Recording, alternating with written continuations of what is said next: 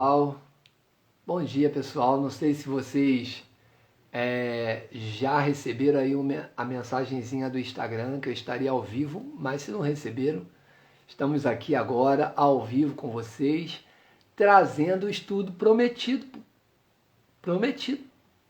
Prometi para vocês um estudo sobre a graça, a verdadeira graça, né? E é importante trazer esse estudo aqui para vocês, porque ele é a base, né, de muitos outros entendimentos da Bíblia judaica, né?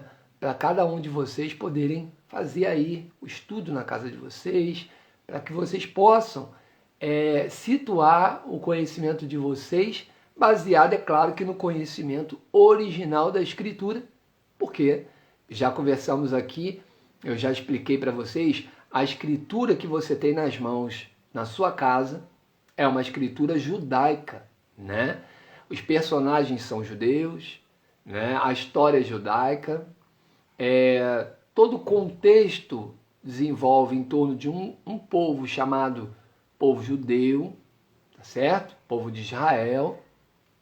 E para que você possa hoje ter um entendimento correto, você precisa estar ambientado por esse povo, por essa língua hebraica, por esse povo judeu, por esse povo de Israel, porque senão você vai criar uma situação em que você vai estar flutuando, não tem base, né?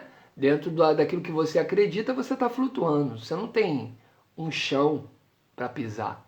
E exatamente esse chão é que eu vim oferecer para você através desses estudos aqui no Instagram, tá bom?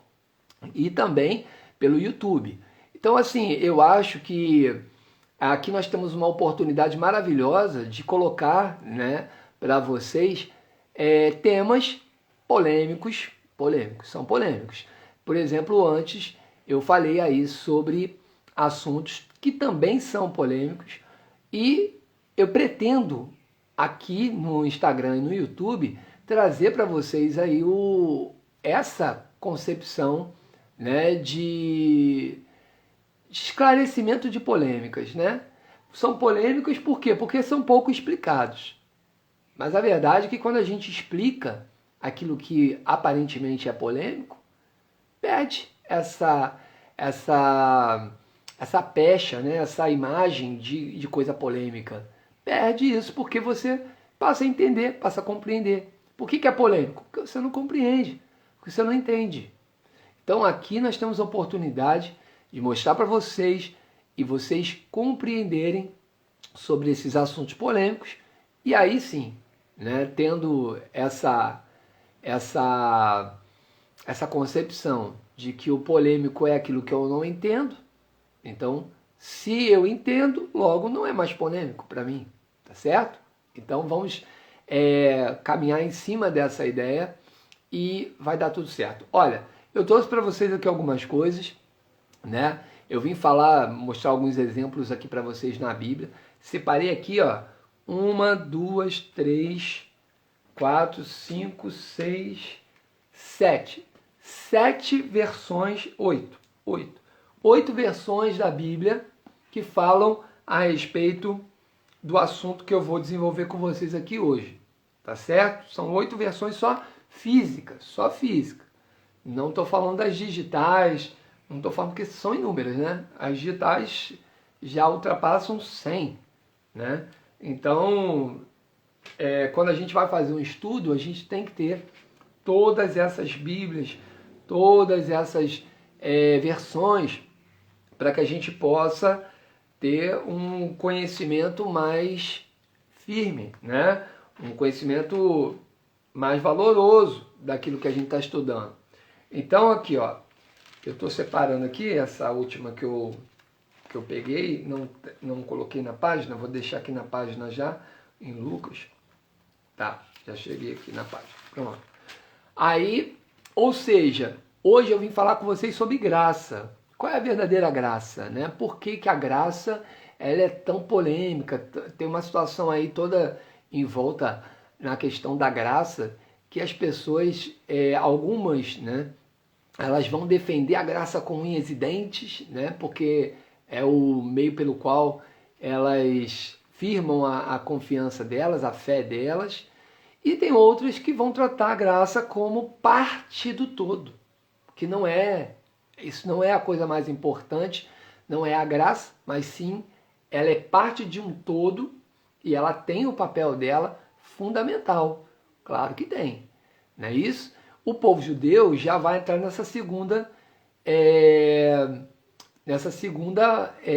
opção que eu dei, né? O povo cristão já entra na primeira, né? Que a graça passa a ser a base da fé deles. E o povo judeu, a graça é parte de um todo, tá certo? Ela não é o fator primordial e especial, né, da fé judaica, não, tá certo? Na fé judaica, o fator especial e primordial é a lei de Deus, é a Torá. E no cristianismo, eles trocaram a Torá, a lei de Deus, pela graça, né? Dizendo que o argumento é que há um novo tempo, nós estamos num novo tempo, segundo eles, e esse tempo que a gente está, ele é conhecido como o tempo da graça. Esse argumento é muito frágil, é muito sensível e frágil, né? Então a gente tem que compreender que existem verdades mais profundas, existem e não estão na teologia. Infelizmente, quando a gente fala isso, algumas pessoas ficam tristes, algumas pessoas elas costumam reagir aí na internet de uma forma negativa, né? Mas eu acho que elas deveriam procurar saber melhor, né? Se informar melhor, procurar compreender melhor sobre o assunto e não ficar defendendo por paixão aquilo que, de fato, não tem um respaldo da escritura judaica, tá bom? Então, a gente, ao falar da graça, eu queria chamar vocês para uma reflexão. Como eu sempre faço aqui, eu gosto de que vocês tragam, né, uma mentalidade, não uma mentalidade fixa em alguma coisa, mas uma mentalidade aberta para poder você entender pensamento que outrora você não tinha, né? Olha, quem aqui de vocês que estão assistindo aí já parou para analisar que a escritura ela é judaica e ela precisa de uma interpretação judaica para dizer o que realmente ela diz? Quem parou para pensar nisso? Ninguém. Muitos de vocês aí vão dizer assim, ninguém não, mas muitos de vocês vão dizer, não, eu nunca parei para analisar isso. Pois é, eu pergunto para vocês, olha só, se vocês olharem o Brasil, ele é o país conhecido como o país do futebol, ou seja, você vai falar de futebol, não é impossível não pensar no Brasil, não é verdade? Agora, quando você vai falar de Bíblia, quem que você pensa? Você pensa em Israel? Porque a maioria das pessoas não pensam em Israel. Pensa na igreja, pensa no cristianismo. Falou de Bíblia, pensa na igreja e no cristianismo. Mas não é isso. Você está entendendo? A igreja, o cristianismo são uma religião que eles trouxeram a Bíblia para dentro da religião deles. Mas eles não são o povo que escreveu a Bíblia, eles não são o povo que interpreta a Bíblia, eles não são o povo que está citado na Bíblia. Eles são uma instituição religiosa que usam a Bíblia, né, como uma referência para a fé deles. Mas eles não estão citados na Bíblia, eles não fazem parte do povo da Bíblia. Você está entendendo? Então, queria deixar isso claro para vocês, porque uma forma, estamos informando os seus seguidores que você iniciou o vídeo ao vivo, tá bom? Estou lendo aqui, continua, estamos chamando mais seguidores, tá? Ok. Então, gente, olha só, vamos lá. O entendimento que a gente tem que ter a respeito disso que eu acabei de citar, de que o povo da Bíblia é o povo judeu, é o povo de Israel, né? A realidade da Bíblia é uma realidade judaica, o contexto histórico da Bíblia é judaico, o contexto geopolítico da Bíblia vai gerar em torno, né, do Israel antigo, daquela época. Então, ou seja, não existe nada na Escritura que não seja judaico, tá certo? Então, daí a importância de você, de cada um de vocês, buscarem o conhecimento, né, judaico para compreender a Escritura que é judaica. Aí você vai dizer, não, mas o Novo Testamento não é judaico. Claro que é judaico, né? Os discípulos todos são judeus, você está entendendo? Todos os discípulos, os 12 de Yeshua, os 12 discípulos judeus, não tinha nenhum ali gentio, nenhum, entendeu? 12 discípulos judeus. Aí você vai dizer, tá, mas Lucas e Marcos não são discípulos. Sim, mas eles andavam com os discípulos e eles foram discipulados pelos discípulos. Então, dentro dessa concepção das cartas de cada um deles, ali o pensamento judaico é que predomina, tá bom? Então, ali não tem pensamento gentílico predominante. Não tem. O que a gente chama também de pensamento pagão predominante. Não. Então, ou seja, quem predomina no pensamento da escritura judaica são os judeus, o povo de Israel. Esse povo é quem dita, quem guia o pensamento da própria escritura que eles mesmos escreveram. Aí você vai dizer, mas não foi inspirada? É outra conversa, né? Eu não vou entrar nesse detalhe aqui agora. É outra conversa e a gente conversa isso depois. Mas a questão é que foram os judeus que escreveram essas cartas, eles estão ambientados todos em Israel, a história se dá toda em Israel, o Messias é o Messias que veio para Israel, isso aí é o próprio escrito dos discípulos, as cartas vão atestar exatamente isso. O Mashiach veio para Israel, né? Se você ler lá em Mateus capítulo 10, vai ver o próprio Mashiach Yeshua dizendo para os discípulos, olha, não anunciem, não profetizem para outro povo a não ser o povo de Israel. Tá certo? Quando ele envia os discípulos, ele diz para os discípulos buscarem o povo de Israel para poder levar essa mensagem que ele tinha. Tá bom? E essa mensagem que ele tinha não era uma mensagem nova, mas ela tinha uma missão mais aprofundada. Essa mensagem tinha uma missão aprofundada, tá certo? Então, é fato, né, que nós, entendendo a mensagem do Mashiach, nós vamos compreender a Bíblia de uma outra forma que não aquela que o cristianismo apresentou para vocês aí durante séculos e séculos. Se você parar para analisar, milênios, né? São milênios e o cristianismo apresenta todo esse contexto de uma forma bem diferente do povo judeu, tá bom? E eu quero aqui trazer a mentalidade, né, do judeu quanto a essas questões, tá bom? Então vamos lá. Vamos começar aqui nessa questão da graça. Eu queria chamar a atenção de vocês para entenderem uma coisa.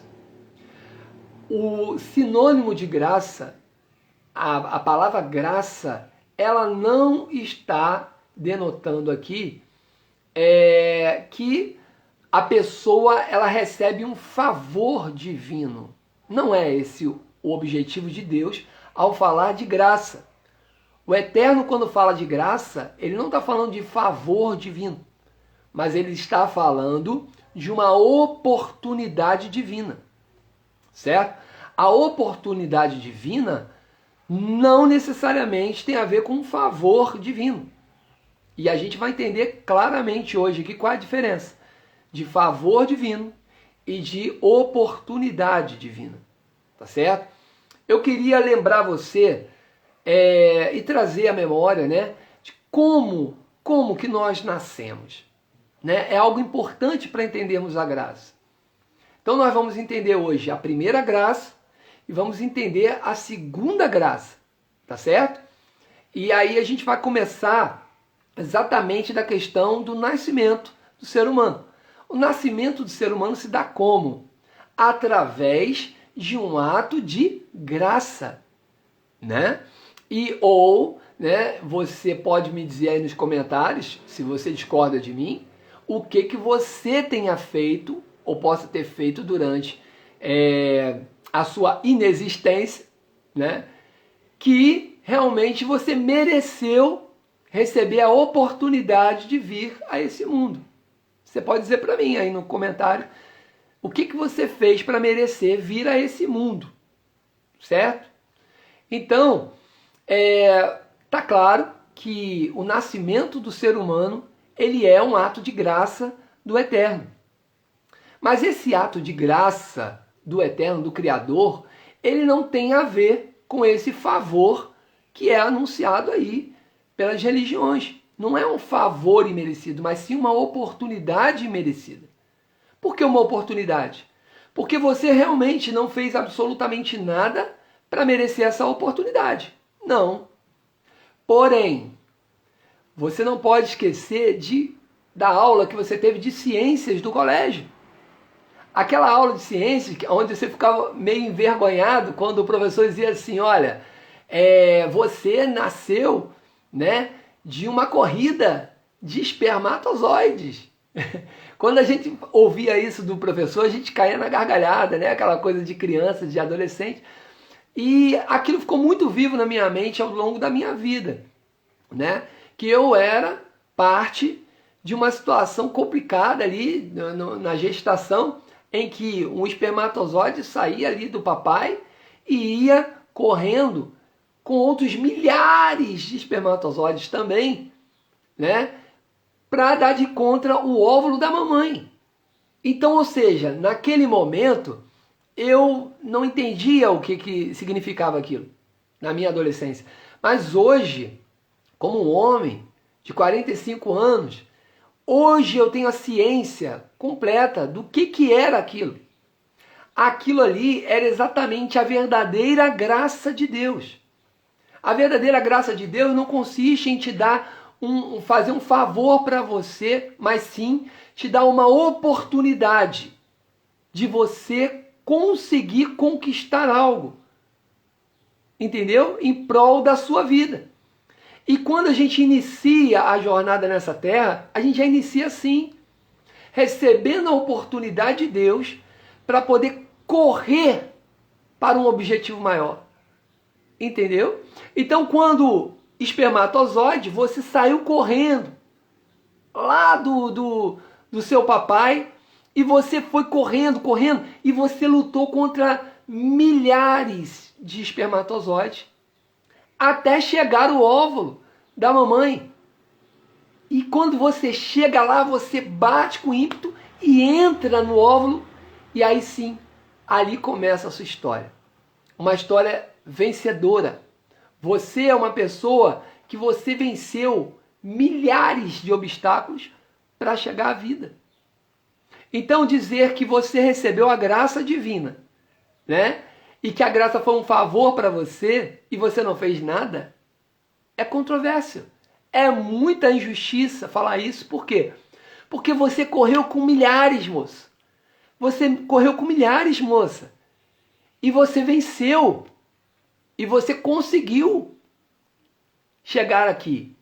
E hoje você só está me ouvindo aí porque você é um vencedor daquela graça que Deus te deu.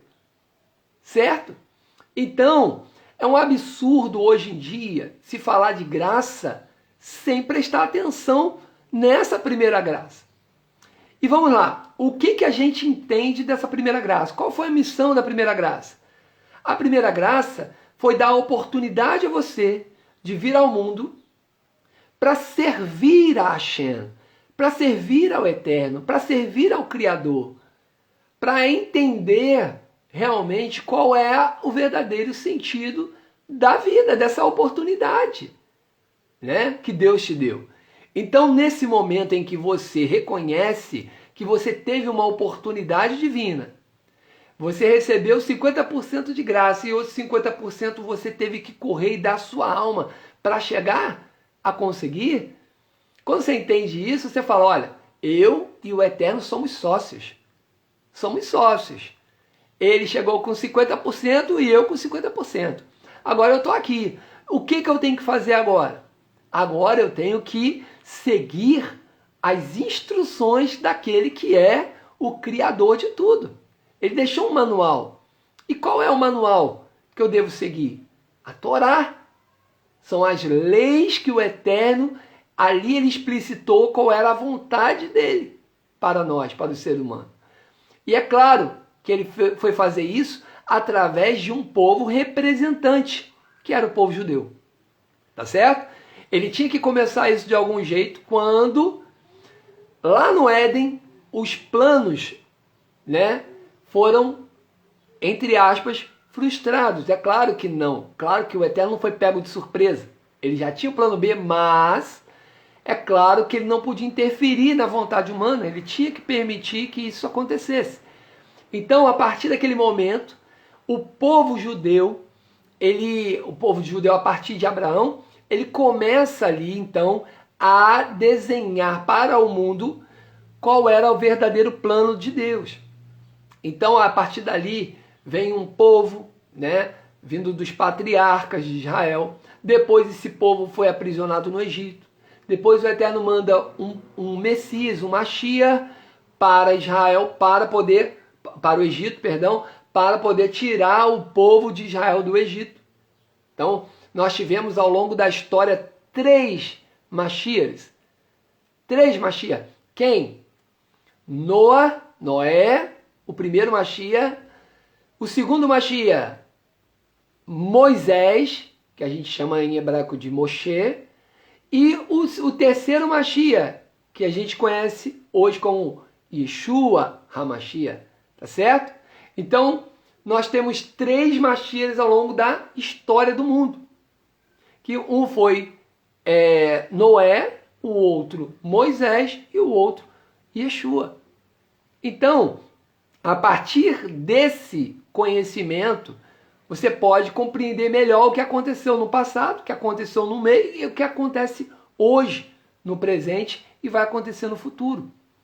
Noa, por que ele era considerado Mashiach para nós judeus? Porque Noa, ele salvou a família dele, ou seja, ele salvou com aquilo ali, ele salvou a humanidade. Porque através dele, uma nova humanidade se estabeleceu. Tá certo? Através dele. Ele foi chamado pelo Eterno por ser um homem justo, por ser um homem fiel à lei do Eterno. Aí você vai dizer, mas não existia ainda os 10 mandamentos na pedra e tal. Não existia na pedra, mas existia dentro. Por que dentro? Existia uma coisa chamada Torá oral. Essa Torá oral era passada de pai para filho, certo? E Noa recebeu do pai dele as instruções da lei do Eterno, da vontade do Eterno. E naquele momento que ele recebe, ele passa isso para a família dele. E da geração dele, ele foi aquele que foi encontrado justo para fazer exatamente essa missão.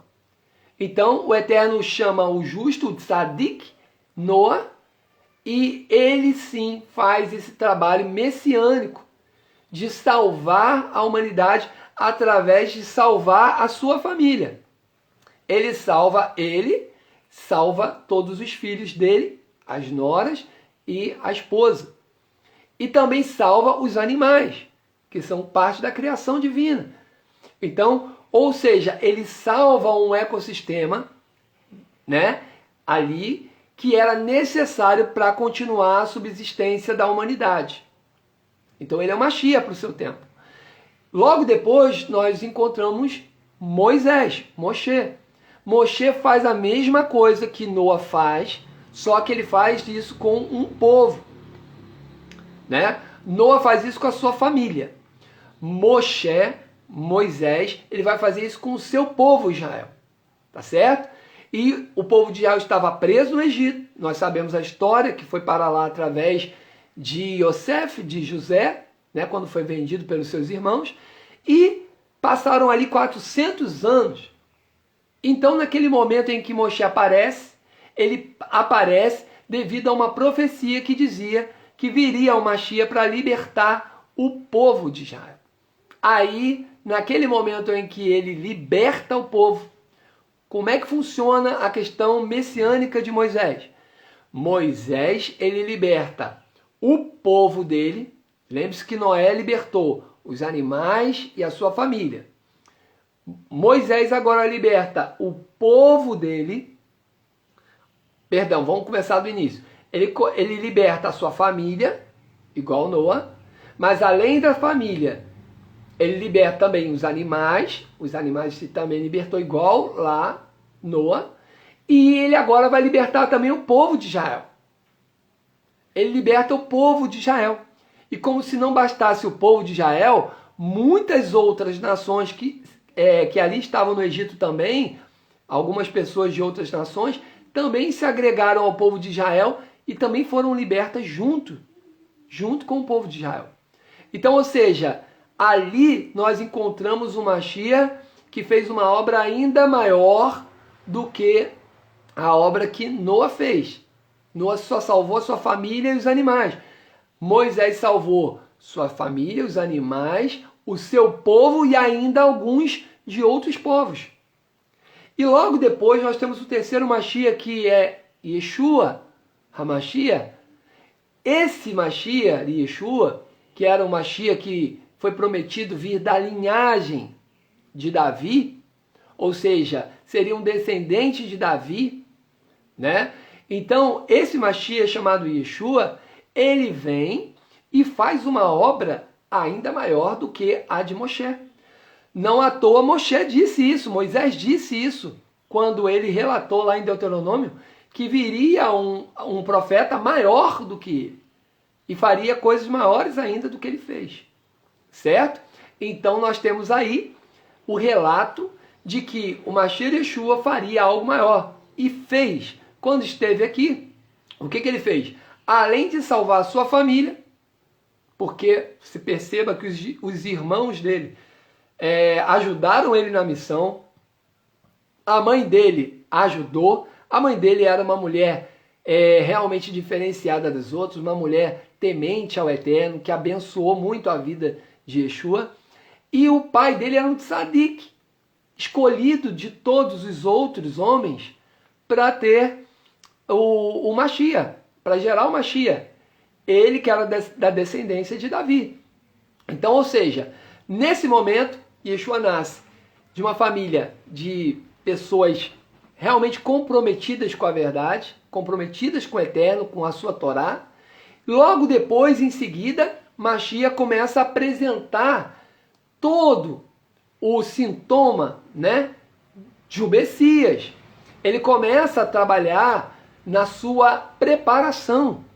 E ele se prepara muito bem e dali ele já adentra, né, ao meio dos estudos dos fariseus. Ele começa a entrar ali no partido dos fariseus, já começa a se preparar para ser um fariseu. E ele, como fariseu, ele começa a estudar muito sobre a lei, sobre todos os escritos judaicos. Depois que ele faz todo esse aparato de estudos, que ele começa realmente a ter uma interpretação da Torá muito elevada, né, que todos percebem isso ao redor dele, ele começa a se preparar para entrar na missão, que aí já está aí com os 30 anos de idade. E no momento em que Yeshua entra na missão, ele carrega com ele os irmãos, ele carrega toda a família com ele, basicamente. Então ele salva a sua família, levando a Torá, uma Torá santa, justa e boa para a sua família. Não só para a sua família, mas também para todo aquele povo que estava ao redor dele. Ele começa a anunciar essa verdade, após ser imergido por Yohanan ou imersor, ele começa a anunciar essas verdades que ele estudou ao longo da vida toda. As verdades que o Pai revelava para ele, que o Eterno de Israel revelava para ele. E nesse momento, ele leva salvação, não somente para a família, não somente para ele, mas para o povo de Israel. E logo subsequentemente, quando o povo de Israel recebe essa mensagem e começa a seguir Mashiach e recebe Mashiach como rei de Israel, certo? Nesse momento, os gentios começam a receber essa mensagem também, tá certo? E Yeshua envia os seus discípulos às nações, e aí uma proporção muito maior ainda do que a de Moshe, porque Moisés, ele libertou alguns de algumas nações que estavam lá no Egito também. Agora Yeshua não. Yeshua envia os seus discípulos para libertar as nações da terra, todas as nações da terra. Então, no momento em que eles vão entrar ali, os discípulos vão entrar nas nações da terra e vão levar a Torá de Mashiach Yeshua, vão levar o entendimento, o conceito da lei de Deus no entendimento. Eles foram formados na escola dos fariseus, né? Os fariseus eram um grupo, lembrando aqui, era um grupo que estudava a Torá, que tinha autoridade para ensinar a Torá, a lei de Deus em Israel. Ninguém que entrasse numa sinagoga e assim, aos Shabbats, ele falava da lei de Deus, ninguém que entrasse lá poderia ser de outro partido. Mas só era o quê? As tradições, a cultura. Então, nesse momento, Yeshua censura eles, por quê? Qual era o objetivo de Yeshua? Era limpar o eirado. Lembre-se você da profecia, que dizia que o Mashiach viria para limpar o caminho. Ele viria para tirar do caminho os entulhos. Então, os entulhos eram o quê? Eram esses acréscimos que esses rabinos, que esses mestres da lei, que esses fariseus estavam colocando sobre a lei. Esse era o peso que tinha sobre a lei, porque a lei, ela era tranquila, ela era limpa. Ela era uma lei dada pelo próprio Eterno, que o próprio Moisés disse que não era pesada, não era difícil de você guardar, né? Lá em Deuteronômio Moisés vai falar isso, que a lei não está lá no céu, difícil de você alcançar, nem debaixo do abismo, mas que a lei era fácil de você compreender, de você se utilizar dela de forma legítima, né? E que ao fazer isso você agradaria a Deus. Então Moisés sempre ensinou isso e Yeshua não veio abolir isso. Ele não veio mudar nada disso. Eu já ouvi rabinos ortodoxos dizendo que Jesus mudou isso.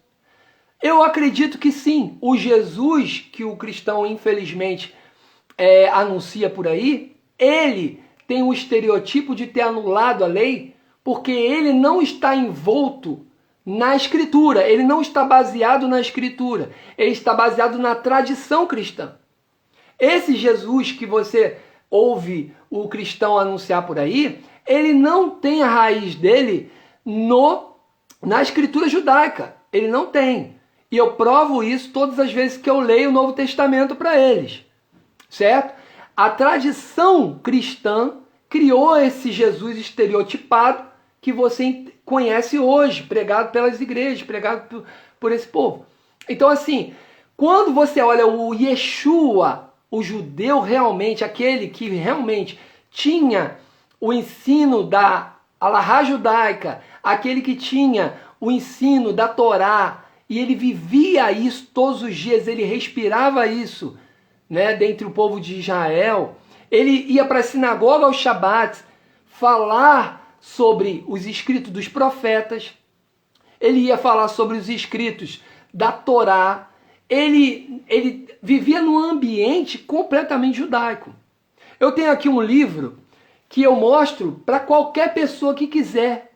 Esse livro se chama aqui, eu não sei se está aparecendo para vocês da forma correta aí, eu estou vendo aqui na imagem que está ao contrário, mas se chama Ser Cristão, de Hans Kung. Esse livro aqui, ele vai relatar o próprio teólogo cristão dizendo que o povo judeu, ele era exatamente o foco de Mashiach Yeshua. Ele vai relatar que o próprio Messias Yeshua, ele é totalmente judeu. Ele vai dizer isso ali. Ele vai mostrar que o povo judeu, ele era o foco da profecia da vinda do Messias. ele vai mostrar ali também que tudo do Mashiach e Yeshua era judaico. Ou seja, o culto era judaico, a própria Bíblia de que Yeshua lia era judaica, a sua família, a família do Mashiach era uma família totalmente judaica, o nome do Mashiach era totalmente judaico, Yeshua, e na forma tardia do hebraico, Yehoshua, tá certo? Yehoshua, tá? Para quê? Porque dá um nozinho, né? Então, a forma hebraica e arcaica do nome de Yeshua era Yehoshua, que é a mesma coisa que Josué, né? Então, você vai ver aí o Josué lá escrito no hebraico, lá no Tanar, você vai ver Josué escrito da mesma forma que o nome de Yeshua, no Novo Testamento, né? Que a gente pode relatar nas cartas dos discípulos. Então, ou seja, esse nome é totalmente judaico. Não tinha por que esse nome ser traduzido para o grego e depois ser difundido numa malabarismo ali para colocar esse nome aportuguesado, entendeu? Então não faz sentido esse nome ser aportuguesado. O nome Jesus, que na verdade esse nome nunca existiu, não é nem a transliteração do grego. Esse nome é uma forçação de barra para ele soar bem para uma publicidade feita pelo próprio cristianismo. Isso a gente pode estudar em outro momento, mas não vem ao caso aqui agora, mas vamos entender que o nome do Mashiach era totalmente judaico. Então, o nome judaico, família judaica, o ambiente que ele pregava era judaico, ensinava era judaico. Ele veio para o povo judeu. Diz o próprio teólogo aqui, nesse livro, ele diz, o Mashiach Yeshua veio para o povo judeu, não veio para o gentio. E aí, o que a gente vê hoje? A gente vê gentios, pessoas que não têm formação judaica, não sabem nada sobre a cultura judaica, pessoas que são totalmente leigas da visão judaica sobre a escritura, estão subindo em púlpitos, estão lotando igrejas, falando para milhares e milhares de pessoas, ensinando uma Bíblia que não existe. Por quê?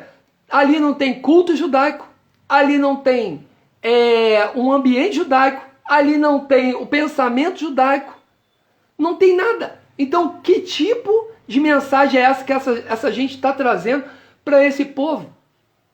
Uma mensagem totalmente distoante, dissonante da realidade, da mensagem real.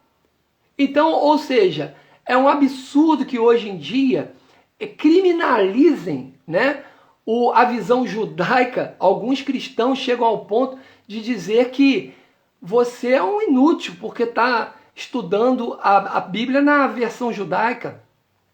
Você é isso, você é aquilo, e de uma forma pejorativa acabam taxando pessoas, e isso daí é terrível, porque elas estão somando sobre a sua cabeça o que é condenação.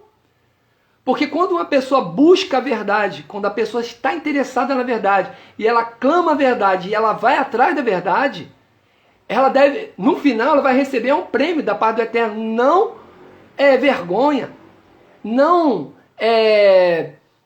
palavras chulas, como, por exemplo, eu já ouvi as pessoas usando: você é um judaizante, você é um legalista. Não sabe nem o que estão falando. A palavra legalista vem daquele que segue e obedece a lei. Então, é claro que se a lei é a vontade de Deus, como nós vamos ver aqui, eu vou mostrar para vocês aqui inúmeras Bíblias. Eu estou aqui com mais de 8 versões de Bíblias abertas aqui diante de mim. E vou mostrar para vocês que em todas essas versões, a lei de Deus é boa. Em todas essas versões. Está aí acessível para você na sua casa. Se você pegar e fizer um estudo sério sobre isso, se você dedicar tempo para fazer esse estudo, dedicar tempo para fazer, para dedicar aquilo que realmente faz importância e tem importância na sua vida, se faz importante na sua vida, que é a vontade de Deus, que é a palavra de Deus. Se você não tem só o trabalho como a sua única forma de se engrandecer na humanidade, né? Ou seja, quem trabalha que é o digno de todas as coisas. Não, trabalho é essencial, é preciso. E você tem que fazer isso, porque é mandamento eterno. Tem que trabalhar. E trabalhar é bom, ocupa a mente, né? Traz bênçãos para as nossas vidas. Não só as bênçãos materiais, mas muitas outras bênçãos. A gente se relaciona com outras pessoas. A gente vive uma vida realmente social quando a gente trabalha. E isso é bom. Isso eu recomendo para todos. Eu faço isso e recomendo para todos. Se relacionar com pessoas de diferentes crenças, de diferentes... Porque isso é saudável. Né? Trocar ideia, falar sobre as coisas, isso é muito saudável. Então, eu gostaria de recomendar para vocês que vocês buscassem mais o estudo da literatura judaica, ou seja, da Bíblia que você tem na sua casa, fizesse isso numa uma visão mais ampla. E é o que o judaísmo faz. Ele oferece para você essa visão mais ampla. O cristianismo, a teologia, ela transforma a visão da Bíblia nisso aqui, ó. Ela traz para você um óculos de Roma, do entendimento do cristianismo romano, e você, se você não sair disso, você nunca vai conhecer a Bíblia judaica, a verdadeira Bíblia. Então, o que eu recomendo para você? Faça um estudo sério. Pega aí o Bíblia Online, é uma ferramenta maravilhosa aí que me ajudou muito na minha trajetória. Bíblia Online, recomendo para você. Lá vai estar a versão dos nomes, Jesus, isso tudo.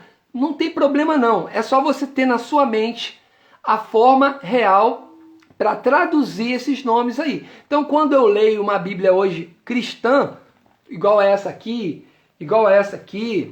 né? Quando eu leio essas Bíblias cristãs, automaticamente quando eu leio Jesus eu já falo Yeshua, quando eu leio Cristo eu já falo Mashiach, né? Imediatamente, quando eu leio João eu falo Yohanan, quando eu leio Pedro eu falo Kefas, quando eu leio todos os nomes ali que estão alterados na Bíblia, quando eu leio igreja eu já falo lá Kahal, ou então comunidade, tá certo? Porque é judaico. É judaico. Então não tem como ser igreja. É Kahal, é congregação, é ajuntamento de pessoas judaicas. Pessoas judias, pessoas dedicadas ao judaísmo, como está escrito ali. Porque o ambiente é judaico. A geopolítica é judaica. E como é que você vai trazer um ambiente gentio para isso? Você está forçando a dizer a Bíblia uma coisa que ela não está dizendo. Então, é importante a gente ter esses valores dentro de nós quando a gente estuda a palavra do Eterno. Agora eu quero voltar para o tema onde eu estava explicando sobre a graça. Recapitulando o início da minha explicação sobre a graça. A primeira graça, então, gente, como é que funciona? No nascimento da pessoa. A pessoa vem ao mundo. Como ela vem? Através do ato sexual do papai e da mamãe. Ele vem através do espermatozoide, que é a semente, tá bom? A semente do homem, ele vem através do espermatozoide e entra no óvulo da mulher e ali sim acontece o milagre da vida, nesse momento. Agora, vamos lá. Essa aí é a primeira graça. Existe a primeira e a segunda graça. Estamos falando agora da primeira graça. Recapitulando aqui porque entrou mais gente aí. Então, quando no momento em que você entende a primeira graça, o que é a graça? A graça é um favor não merecido? Não. A graça é uma oportunidade não merecida. O entendimento de favor é muito limitado. E ele vai dizer algo que realmente não é o que Deus realmente fez pelo homem. Explicando agora para você por quê. Porque Deus, ele não deu ao homem um favor. Ele não fez um favor para o homem. Ele simplesmente deu uma oportunidade para o homem. A partir lá da semente, você era um espermatozoide, lembre disso. Um dia você foi um espermatozoide. Mas a graça de Deus foi te dar a oportunidade de entrar numa corrida, meu irmão. Você entrou numa corrida com milhares de espermatozoides. Foi preciso um esforço da tua parte. Foi preciso que você se dedicasse ao máximo, desse toda a sua energia para vencer milhares e milhares de espermatozoides. E no momento em que você venceu isso, você tem o mérito para vir à vida. Aí você vem à vida, você entra no óvulo da sua mamãe e como um vencedor.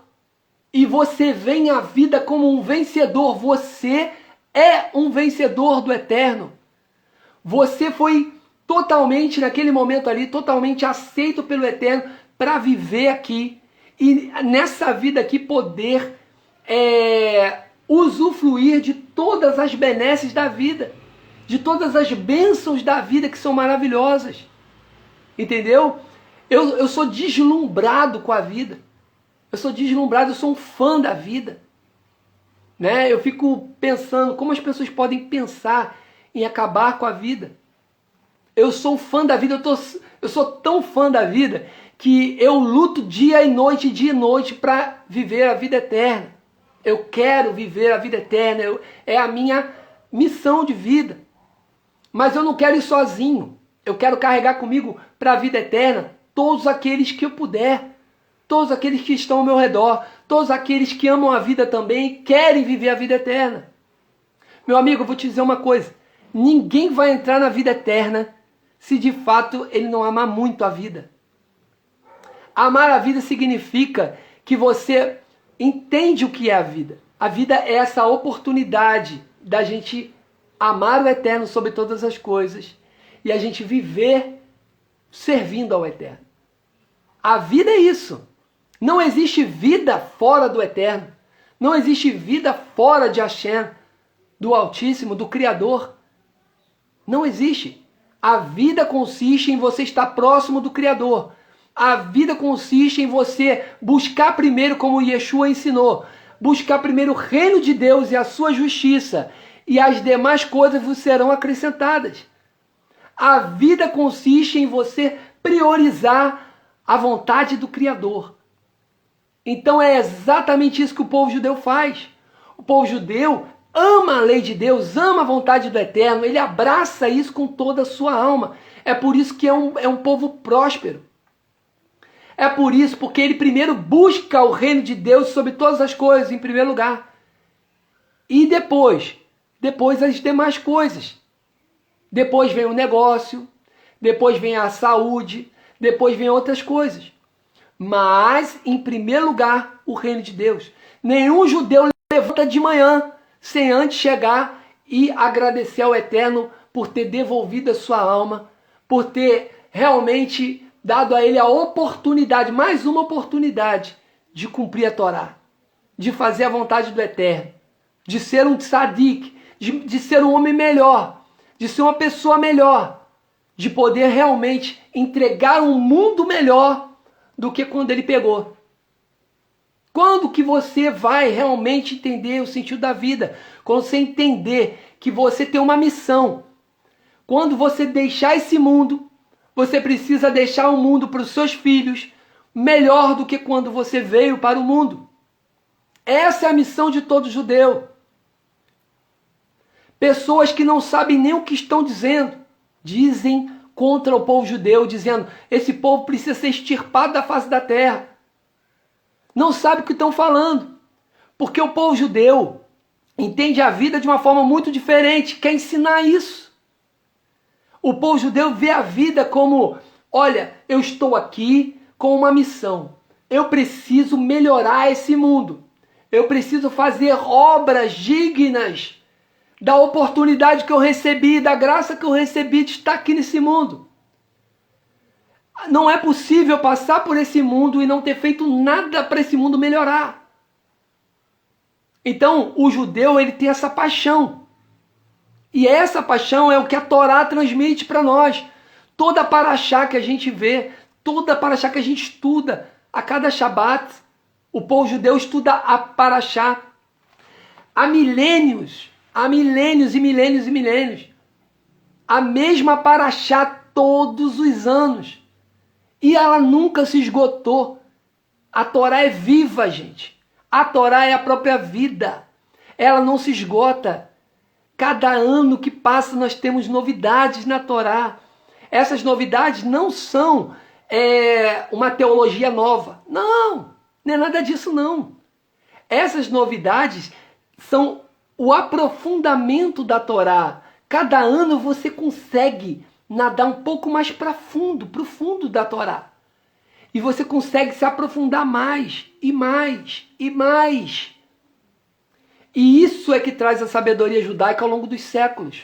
É porque cada um que estudou a Torá, que foi considerado um sábio de Israel, ele se aprofundou mais, e quando você lê um sábio desse, se aprofundando mais, você se aprofunda um pouco mais, e quando você deixar esse mundo, e você ensinar isso que você aprendeu para o seu filho, para os que virão em seguida, você está iluminando mais a terra. Você está abençoando mais a terra de conhecimento de Deus.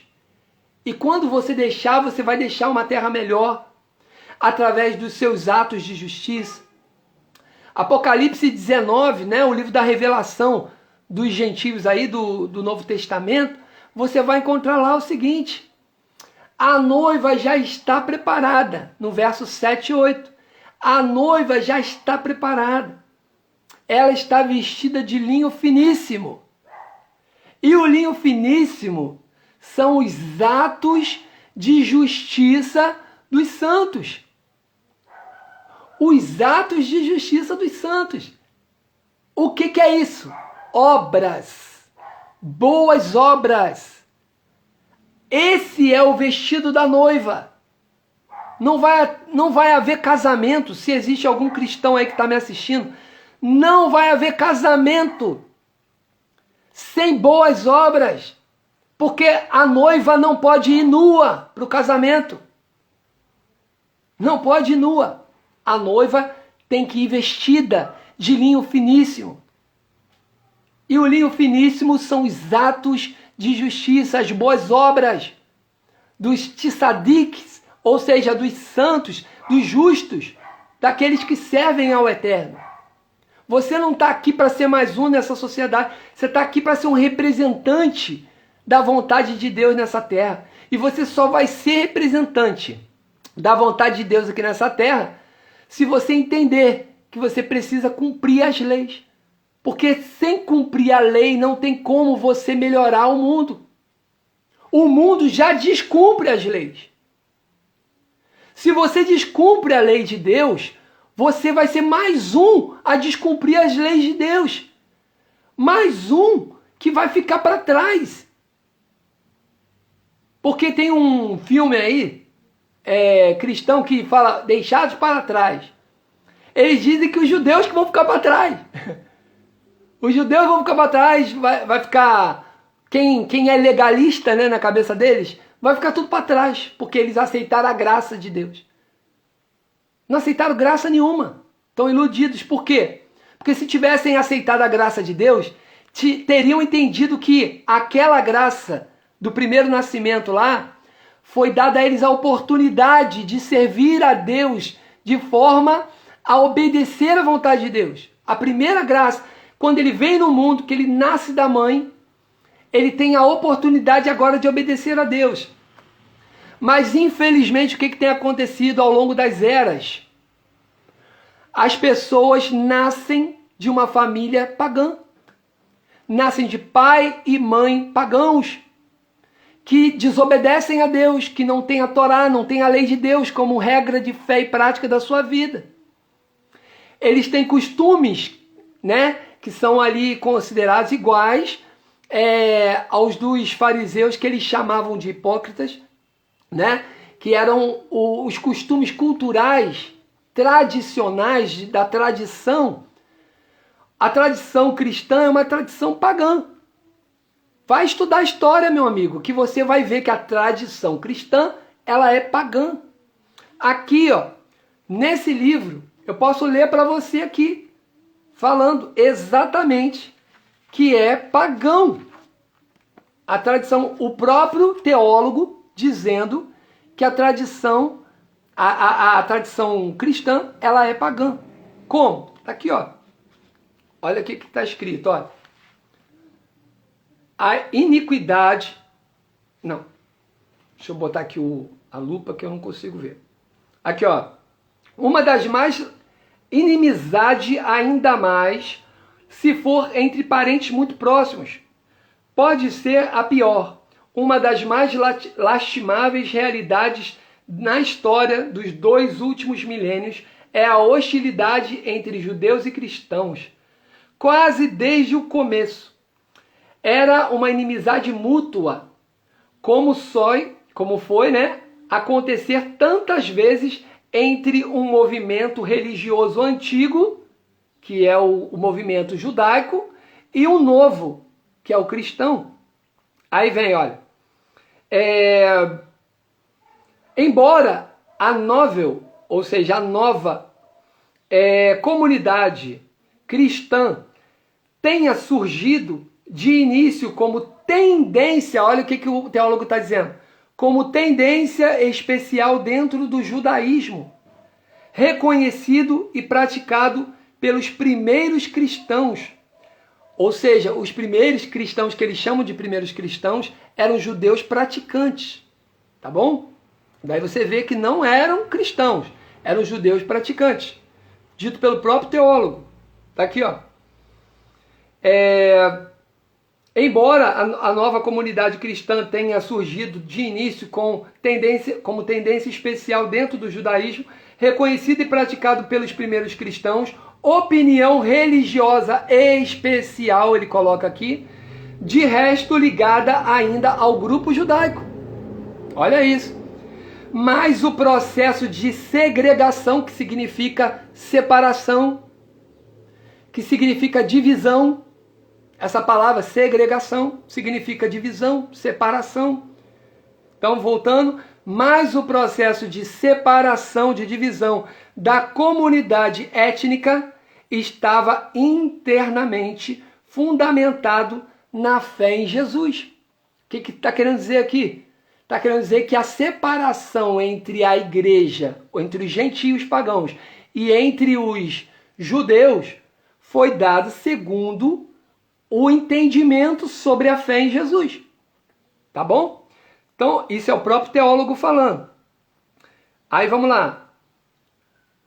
Depressa, olha só, olha a palavra que usa o teólogo. Depressa. Depressa, esse processo foi deflagrado pela formação de um cristianismo gentílico. Olha agora. Livre da lei mosaica.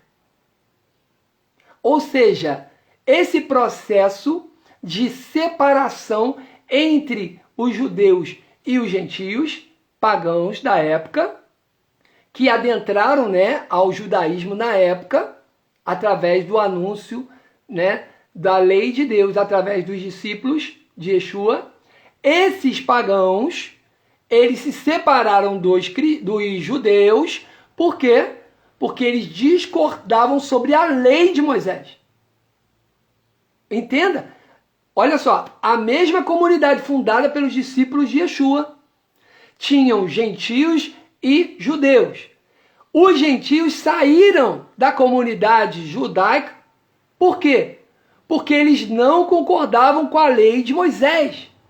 Eles queriam uma lei própria, eles queriam uma adaptação, eles queriam algo que pudesse se adaptar à vida que eles tinham de gentios e de leigos. Eles não queriam obedecer à lei judaica. Então, eles se separaram. Está aqui o próprio teólogo falando. Aí vai dizer aqui, olha, os cristãos vindo do paganismo, vou repetir, os cristãos vindos do paganismo, em breve perfariam esmagadora maioria.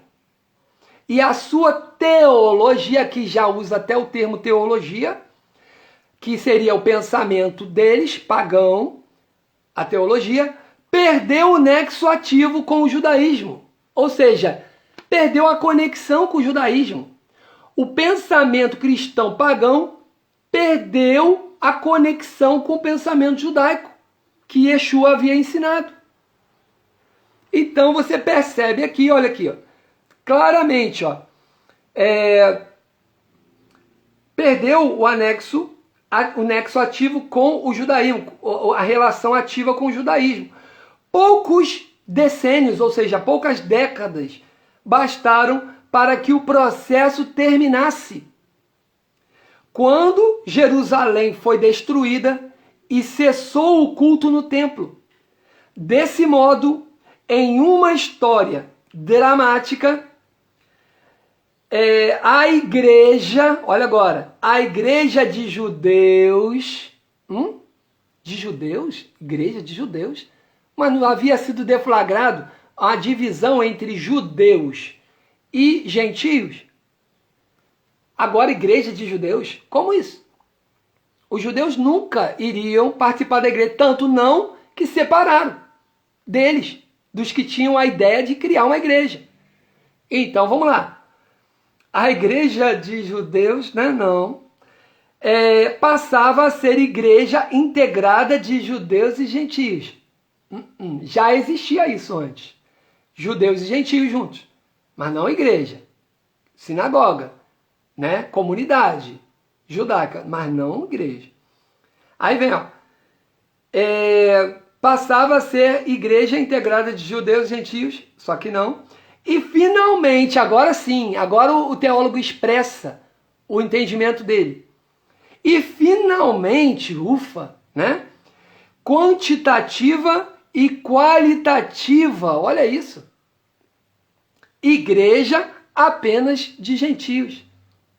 Ou seja, finalmente, como se a gente não entendesse que era exatamente isso que eles queriam. Finalmente, agora a igreja, olha aí, passa a ser quantitativa e qualitativa. Pasmem vocês. Qualitativa significa que o judeu desqualificava o pensamento que eles tinham de igreja. Então, ou seja, não podia judeu, pensamento judaico, lei de Moisés, a lei do Eterno, a Torá, fazer parte da comunidade cristã, da igreja deles. Não podia. Isso trazia uma desqualificação para a igreja deles.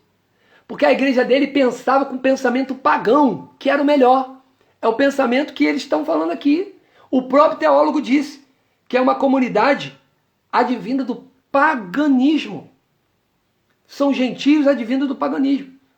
Então, gente, comprovado aqui, historicamente, que a mentalidade cristã que a gente vê hoje é fruto de uma segregação, de uma separação, de uma divisão entre o pensamento pagão e Paulo, que chamam de Paulo no cristianismo, mas o judaísmo chama de Rav Shaul, Rabino Shaul. Rabino Shaul ensinou uma coisa muito preciosa. Ele disse que quando você viesse para ouvir a verdade do judaísmo de Yeshua, da Torá de Yeshua, você tinha que se abster, você tinha que se desvincular dos rudimentos do mundo. O que significa esses rudimentos do mundo? Significava o pensamento pagão. Significava tudo aquilo que eles trouxeram de tradição pagã com eles. Aí eles entravam na comunidade judaica e queriam ali colocar o pensamento deles. Ah, não, mas olha, por que a gente não faz assim? Não, aí o discípulo de Yeshua vinha e falava, não. Aqui é Torá e Torá pura, meu amigo. Torá pura. Aqui não tem chance de agregar qualquer tipo de pensamento que não seja o que Mashiach Yeshua ensinou. Então, por conta disso, por conta dessa insistência dos discípulos de Yeshua, ficou chato. O ambiente lá ficou chato, ficou ruim. A gente está querendo colocar aqui a nossa contribuição, nós somos advindos do paganismo, mas a gente quer colocar a nossa contribuição. Hoje a gente é a maior parte da comunidade, como o teólogo diz, eles se tornaram a maior parte da comunidade, os gentios pagãos. Hoje a gente é a maioria e a gente não pode nem falar nada. A gente não pode nem dar um palpite, nem pode dizer o que a gente acredita, o que a gente quer. Então vamos expulsar essa gente daqui. Porque a gente não vai aceitar não ter voz. A gente é a maioria, pô. E aí começa o movimento de rebelião contra os judeus. E não à toa, foi daí que veio a perseguição durante milênios contra o povo judeu, o antissemitismo, né, contra o povo judeu. Foi daí, dessa animosidade do cristianismo, quando da sua formação pagã, ele não quis mais a fé judaica. Então, daí nasce uma religião. Por isso que nós, judeus, somos contra esse negócio de dizer que judaísmo é religião. Porque não é. Religião é o que o cristianismo criou a partir da sua formação. Judaísmo é estilo de vida. Judaísmo é o momento em que a ficha cai e você passa a viver o estilo de vida da Bíblia judaica. Você passa a viver o que Deus mandou você viver. Sem interferência externa de cultura, sem interferência externa do que eu acho, do que eu penso, do que sabe? Hoje em dia você vê cada cristão, vai lá olhar as placas. Cada um tem um pensamento sobre a Bíblia. A Bíblia aqui fala uma coisa, a Bíblia ali fala outra coisa, a Bíblia lá fala outra coisa. Essa placa aqui diz uma coisa, aquela placa diz outra, não sei o quê.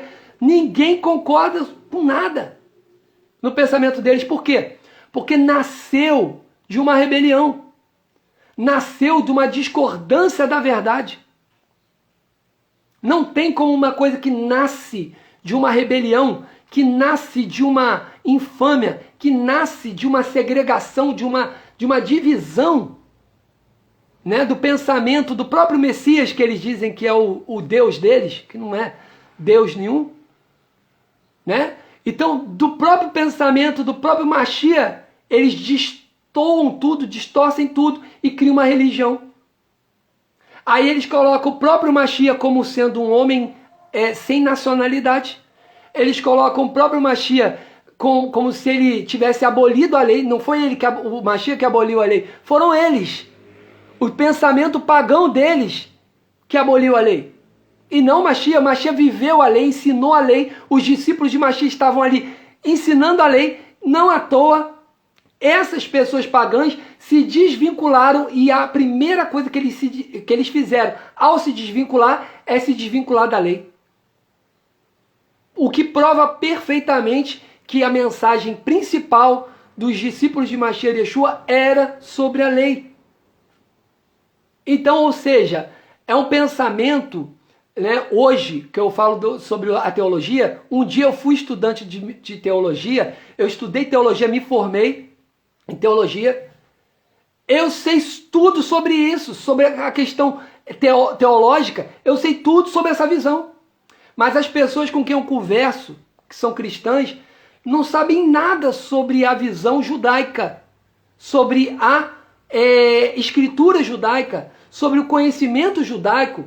Não sabe nada sobre Talmud, não sabe nada sobre Guemará, não sabe nada sobre o Pirkei Avot, não sabe nada sobre nada. Entendeu? Mas eles leem muito porcamente a questão da Bíblia cristã, né? Leem assim, de uma forma muito desleixada, está entendendo? Muito sem compromisso, e essa é a verdade. Só leem aí nos domingos nas igrejas deles, basicamente, e olhe lá, porque chega lá, fica ouvindo o pastor falar. Enfim, e eles acham que sabe mais do que o povo judeu que estuda a Torá há milênios, que tem o conhecimento da sabedoria judaica há milênios. Você está entendendo? Esse povo quer saber mais do que o povo judeu. Então, o meu apelo aqui é: você não precisa acreditar em mim. Estude. Não fica ligado aqui. Ah, Bruno falou que a graça. Não, não. Vai estudar. Vai ver o que é graça de verdade. Não fica nessa paranoia de dizer: eu vivo pela graça, eu sou livre. Você não é livre de nada, meu amigo. Porque você não está livre do pecado, que foi do que Yeshua anunciou a Torá para te libertar. Só crendo na Torá, só cumprindo o mandamento, só fazendo a vontade do Eterno, você vai se libertar da vontade do mundo, da vontade de Hassatã, da tentação de Hassatã. Hassatã coloca diante de você aquilo que é errado para te testar, para saber se você vai ser fiel a Deus ou não. Agora, se você vai ser fiel a Deus, você vai obedecer o mandamento. Se você vai ser infiel a Deus, você vai ceder à tentação de Satã. Aí você vai dizer, eu não posso suportar essa tentação. Mentira sua. Por que é mentira sua? Porque o próprio Mashiach ensina que não haveríamos de ter nenhuma tentação que não fosse humana e capaz de ser suportada. Então essa desculpa de dizer eu não consigo guardar o mandamento é uma desculpa para continuar pecando. Você pode perguntar para mim, Bruno, você é perfeito? Digo, não. Você erra? Erro. Só que errar é diferente de pecar.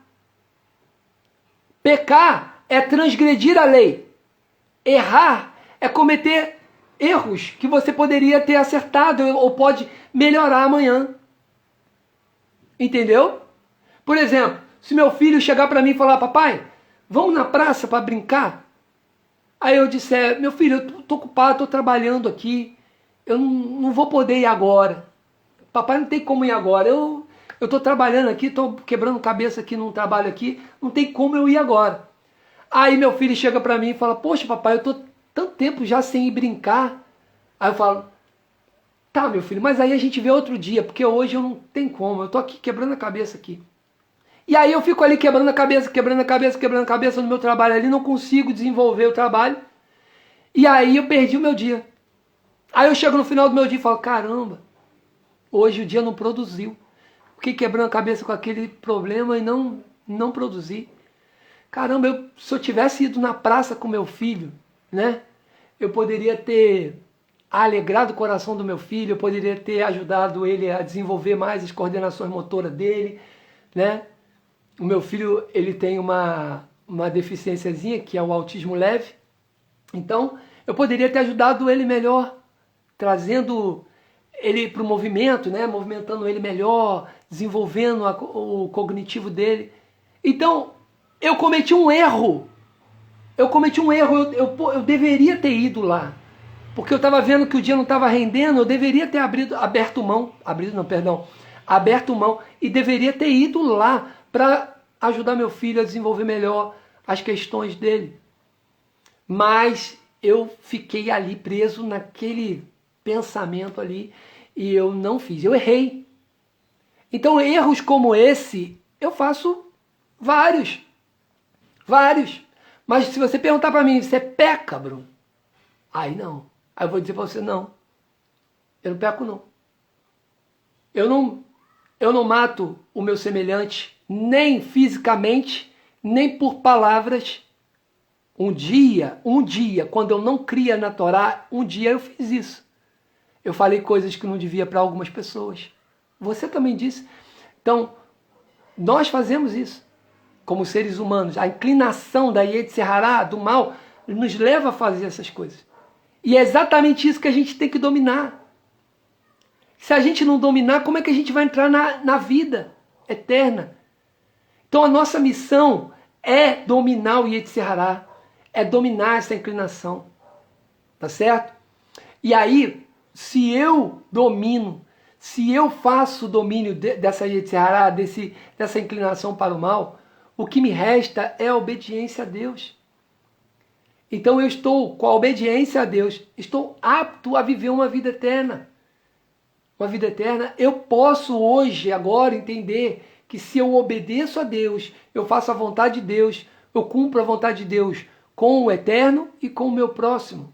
Os mandamentos, quais são? Honra teu pai e tua mãe, relacionado ao próximo. Honra teu pai e tua mãe, relacionado ao próximo. Não matarás, relacionado ao próximo. Não adulterarás. Não roubarás. Tá certo? Não darás falso testemunho do seu próximo. Não cobiçarás. E essas coisas, todas elas, têm um aprofundamento muito maior do que o próprio mandamento diz. Por exemplo, não matar, o próprio Yeshua ensina lá em Mateus capítulo 5, do verso 21 em diante, ele vai ensinar que se você não mata a pessoa fisicamente, mas você mata a pessoa emocionalmente, espiritualmente, você já é um assassino. você já pecou e vai ser julgado como pecador por ter matado essa pessoa. Então, pensa, logo depois ele vai dar outro exemplo, que ele vai falar daquele que acha que só é pecado de adultério se você deitar com uma pessoa que não seja o seu cônjuge. E ele vai dizer, não, não é só isso. Se você pensar também que está fazendo isso, que está deitando com essa pessoa, que está tendo prazeres com uma pessoa que não é a sua esposa, não é o seu esposo, você já pecou. E você vai ser julgado também como um adúltero. Se não se arrepender, pedir perdão e deixar o pecado, como diz em Provérbios. Então, ou seja, o motivo da graça divina é nos dar a oportunidade de nascer de novo. Porque a primeira oportunidade nós fraquejamos, nós falhamos. Por quê? Porque os nossos pais nos ensinaram uma cultura, uma tradição errada, pagã, que nos levava para uma vida longe da Torá de Deus, longe da lei de Deus, longe da vontade do Eterno. Aí hoje você tem o quê? Você tem uma possibilidade, uma oportunidade. E quem é que, para nós, discípulos de Mashiach Yeshua, quem nos dá essa graça, essa oportunidade de nascer de novo? Porque na primeira vez nós nascemos. E na segunda vez nós vamos nascer de novo. Então agora, para nascer de novo, tem que ser igual no primeiro nascimento. No primeiro nascimento, Deus chegou com 50% de graça. Ele te deu a oportunidade de correr. E agora os outros 50% foi com você. Você correu como espermatozoide até chegar ao óvulo. Sim. Agora no segundo nascimento, como é que funciona nascer de novo? Deus chega com a metade, com 50% da graça. Ele te dá a oportunidade de você ter contato com a verdade que Yeshua ensina. Yeshua não é Deus, ele é um profeta e ele ensina a verdade. A verdade que liberta. Conhecereis a verdade vos libertará. Ele ensina a verdade. Aí você tem contato com essa verdade. O que você vai fazer com ela agora, com essa bênção? Agora você vai correr, meu amigo. Agora você vai correr, se esforçar, como o Yeshua mesmo fala. Ele fala até João, até Yohanan, né? Vigorou a lei dos profetas da forma antiga, que era qual? Era a lei teórica, na teoria, na pedra. Agora, de Yohanan, de João, o imersor, o Batista, de lá para cá, agora o reino de Deus é conquistado à força. Ou seja, o que é isso? É fazendo, meu amigo. É colocando a teoria na prática. Não adianta a teoria da lei. A lei é bonita, é linda, ela é inspiradora, mas é teoria. Se ela não for colocada na prática, não produz salvação. Não produz salvação. A salvação só será produzida através da prática da lei. Quando você começar a colocar em prática, quando eu começar a colocar, quando todo mundo começar a colocar a lei em prática, o mundo se tornará um lugar habitável, um lugar melhor. Não matarão, não adulterarão, não roubarão ninguém, não desonrarão o pai e a mãe, não falarão mal, farão algum tipo de lashon hará, de falatório ruim contra as pessoas, não difamarão pessoas. E se obedecerem, realmente não farão o pecado original, que é cobiçar a coisa do próximo. Não cobiçarão. Entendeu? Então, só colocando esses valores em prática é que eu iremos valorizar a verdadeira graça. A oportunidade, a verdadeira graça, a oportunidade que Deus nos deu de nascer e depois nos deu uma nova oportunidade, uma segunda graça de nascer de novo. Para quê? Para herdarmos o reino eterno. Para inaugurarmos o reino eterno aqui na terra, como Yeshua estava fazendo. O que Yeshua fala para Pilatos, no momento em que Pilatos pergunta, você é o rei dos judeus? O que ele relata? O meu reino não é deste mundo. O que Yeshua estava fazendo durante a peregrinação dele no meio do povo de Israel? Ele estava inaugurando o reino de Deus. Ele mesmo disse, é chegado o reino de Deus a vós. Ele disse para os discípulos, levai o reino de Deus para eles.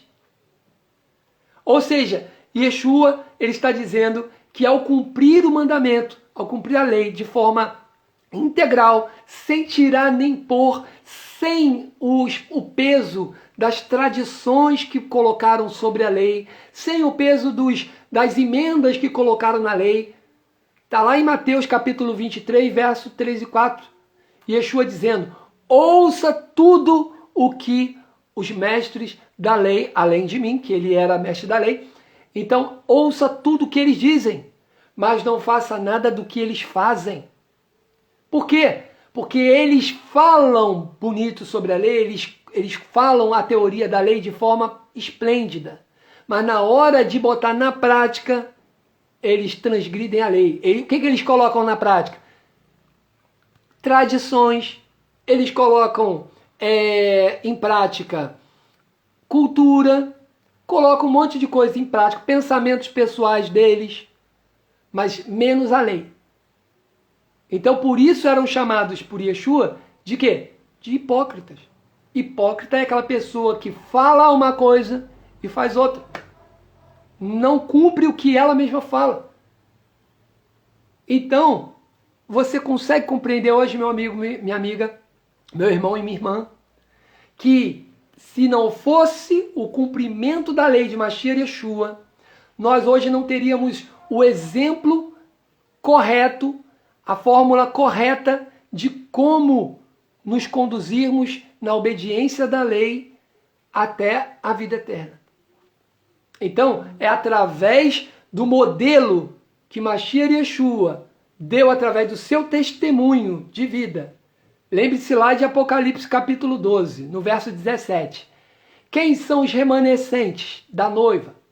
Né? Os que guardam os mandamentos do Eterno, tendo o testemunho de Yeshua. O testemunho de Yeshua através da guarda do mandamento. Tá certo? Você vai ver na tradução cristã, na tradução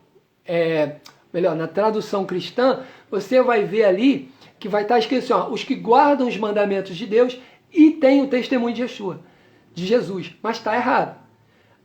A verdadeira tradução é os que guardam os mandamentos do Eterno no testemunho de Yeshua. Através do testemunho de Yeshua. Tá certo? Essa é a verdadeira Torá que Yeshua ensina, e hoje nós vemos muitos rabinos obedecendo a Torá que Yeshua ensinou. Né? Rabinos que dizem até que são ortodoxos, que não servem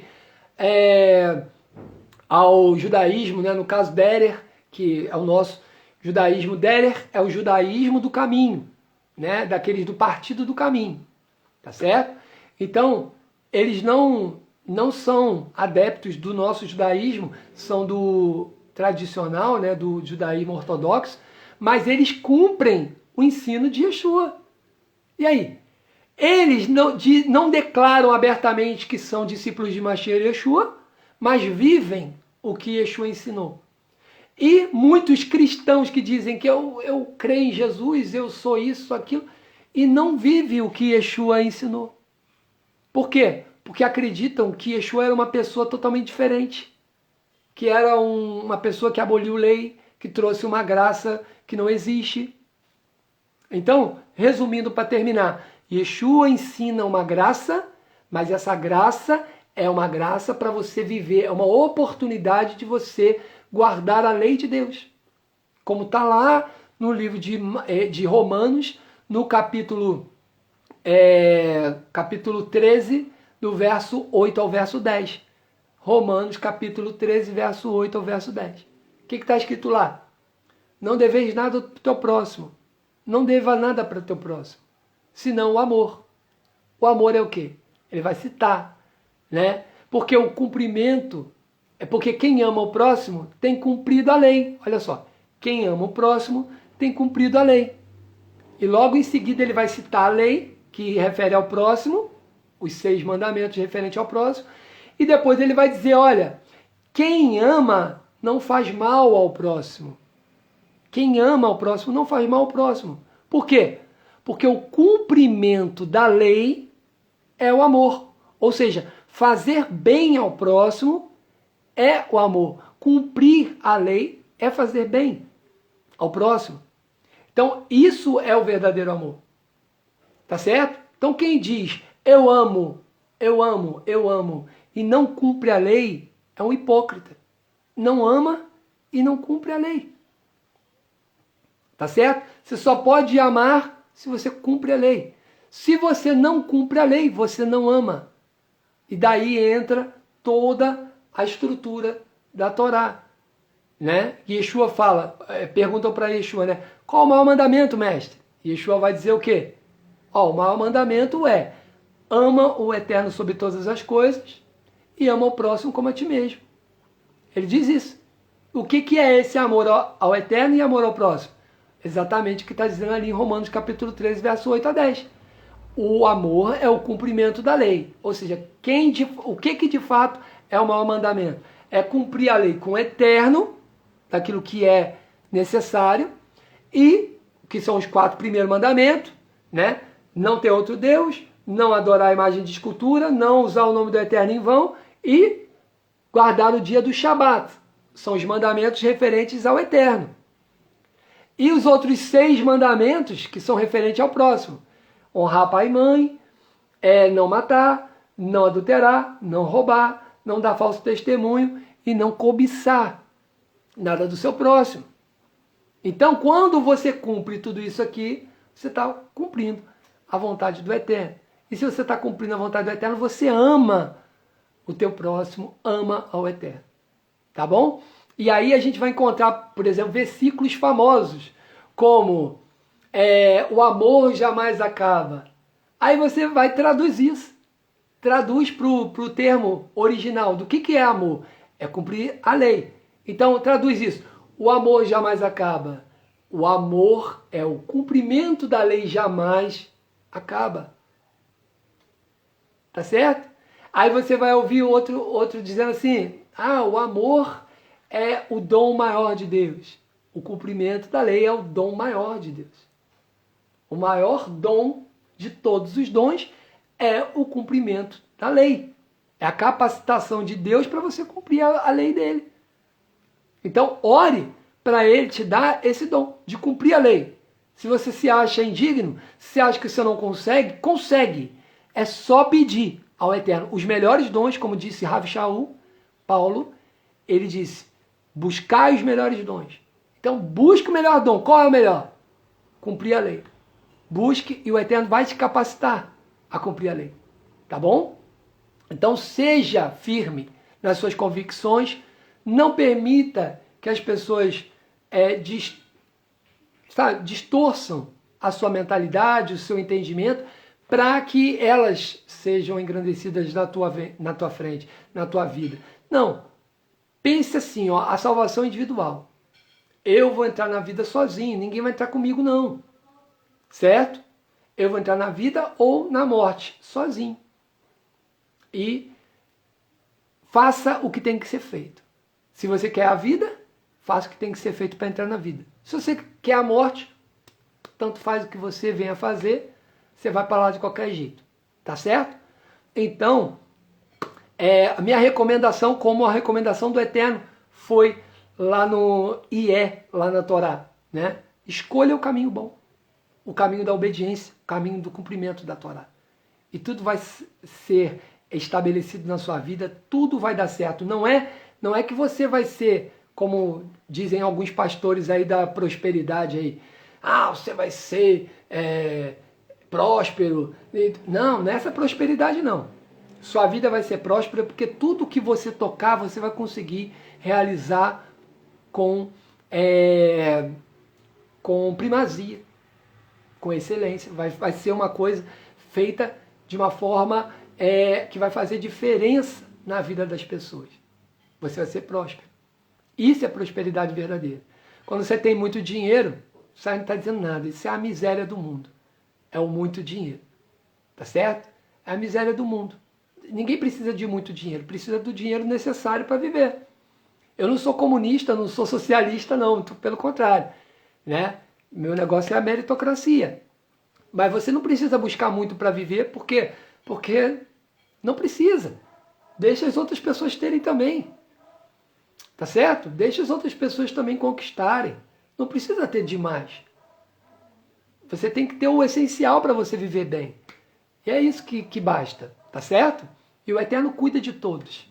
Como ele disse, ó, Mashiach ele ensinou assim, ó, Mashiach, que é o discípulo do Eterno, disse assim, ó, o profeta, ele fala, olha, se o Eterno cuida dos pardais, os passarinhos, que dirá não vai cuidar de você, moça? Não é verdade? Vai cuidar. Tenha fé, tenha confiança no Eterno, porque o seu trabalho é um trabalho importante. Levar a verdade para as pessoas é importante. E se você tem um outro trabalho secular, faça ele com destreza e as consequências boas virão pelo seu bom trabalho. A prosperidade financeira ela virá segundo um bom trabalho seu desempenhado. Tá certo? Não vem porque você dá dízimo, porque você dá oferta, não. Ela vem, a prosperidade divina vem por um bom trabalho. E quando você dá ao próximo, quando você tem, né? Você tem, e você dá ao próximo, você está fazendo uma tzedakah. Você está cumprindo uma prerrogativa que o Eterno ensinou para o seu povo. Quer dizer, o povo de Israel vive fazendo isso, dando tzedakah para o pobre. E, ajudando, fazendo justiça social para com os mais necessitados, os menos favorecidos. Então, isso daí também é cumprir o mandamento do Eterno, tá bom? Vamos falar isso em outros vídeos também, tá bom? Então, quero encerrar aqui dizendo que a verdadeira graça não é essa graça que o cristianismo ensina. Se você chegou agora, pode olhar aí o vídeo que você vai aprender sobre a verdadeira graça. A primeira graça e a segunda graça. Eu falo nesse vídeo, tá bom? Grande abraço para todos vocês. Deus abençoe. Até a próxima oportunidade e shalom. Que o Eterno abençoe. Até a próxima.